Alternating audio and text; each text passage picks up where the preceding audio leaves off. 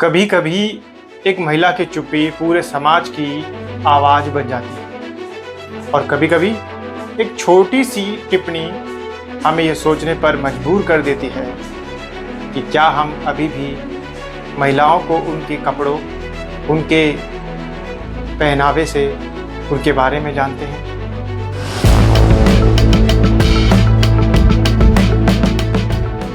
दोस्तों, आज की ये कहानी है एक सांसद की, एक महिला की, एक ऐसे दौर की जो इबादत के लिए था लेकिन विवाद में बदल गया। ये कहानी है डिंपल यादव के मस्जिद जाने की,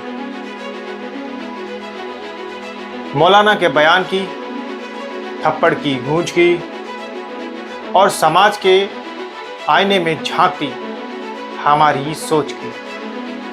22 जुलाई 2025 डिंपल यादव संसद में काम खत्म करके निकली और दिल्ली की एक मस्जिद में पहुंची। उन्होंने साड़ी पहनी थी, कंधे पे साड़ी थी, माथे पर आत्मविश्वास था और एक मन में आस्था थी। एक सांसद, एक श्रद्धालु, एक नागरिक। लेकिन बस इतना ही काफी था विवाद शुरू होने के लिए। उनकी तस्वीर वायरल हुई। किसी ने कहा मस्जिद में सिर नहीं ढकना गलत है, किसी ने कहा यह इस्लाम के खिलाफ है, पर कोई यह नहीं पूछ रहा था क्या श्रद्धा की पहचान सिर ढकने से होती है या मन से। दोस्तों, फिर आया वह बयान जिसने आग में घी डाल दिया। एक मौलाना साजिद रशीदी टीवी डिबेट में बोले, ऐसे कपड़े पहनकर मस्जिद आना शर्मनाक है, ये उत्तेजक है। दोस्तों, क्या यह एक महिला के कपड़ों पर टिप्पणी थी या सत्ता की भूख में किया गया एक बयान? एक टिप्पणी के बाद समाज में दो आवाजें उठी। एक वो जो चुप थी लेकिन सहन नहीं कर रही थी, और दूसरी वह जो गुस्से में थी लेकिन प्रतिक्रिया देने के लिए तैयार थी। 29 जुलाई 2025 नोएडा के एक टीवी स्टूडियो में वही मौलाना एक डिबेट के लिए बुलाए गए थे और वहीं स्टूडियो के बीचों बीच एक शख्स आया और उन्हें जोरदार थप्पड़ जड़ दिया।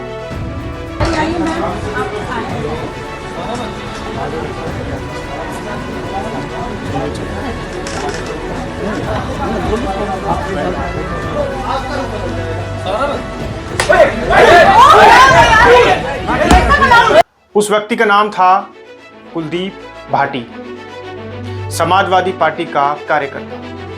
उसका कहना था, जिसने हमारी नेता का अपमान किया उसे जवाब मिल गया है। नमस्कार साथियों, मैं कुलदीप भाटी पल्ला, दादरी गौतम बुद्ध नगर से। मैं युवजन सभा समाजवादी पार्टी से प्रदेश सचिव के पद पे हूँ। भारत की सबसे बड़ी पंचायत में बैठने वाली श्रीमती डिंपल यादव के लिए एक मौलाना ने आपत्तिजनक टिप्पणी की है। आज वो मौलाना जी डिबेट में बैठे थे और हम भी डिबेट में बैठे थे, तो मौलाना ने आज भी उनके लिए अभद्र टिप्पणी की है और यह बोला कि मैं गुर्जर समाज से आता हूं, तो गुर्जर समाज अपनी गर्दन कटा सकता है।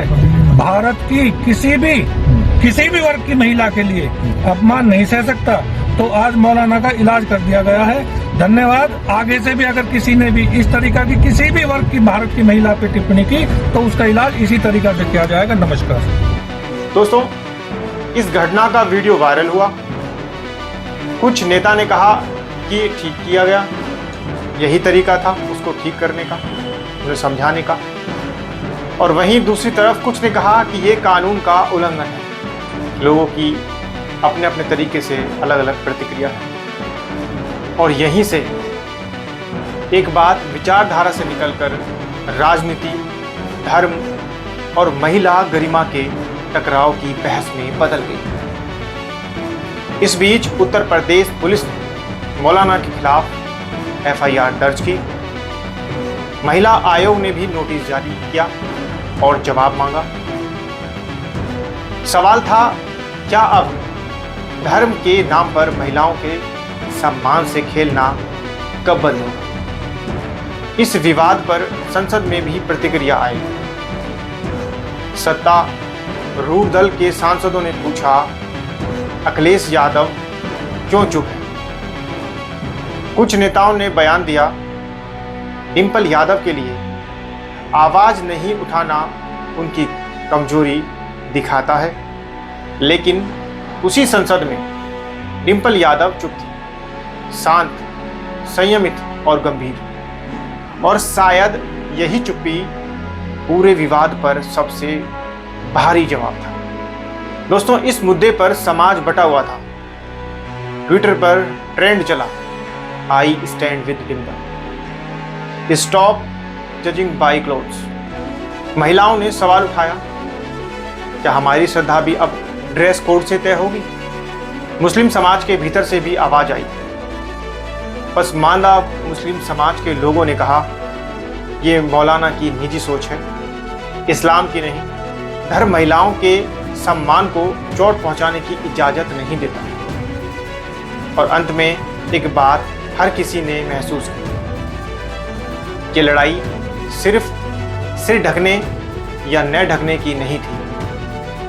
ये लड़ाई है महिला गरिमा की, धार्मिक स्वतंत्रता और सामाजिक सोच की। क्या एक महिला संसद में जा सकती है? जवाब है हाँ। मस्जिद में जा सकती है? बिल्कुल।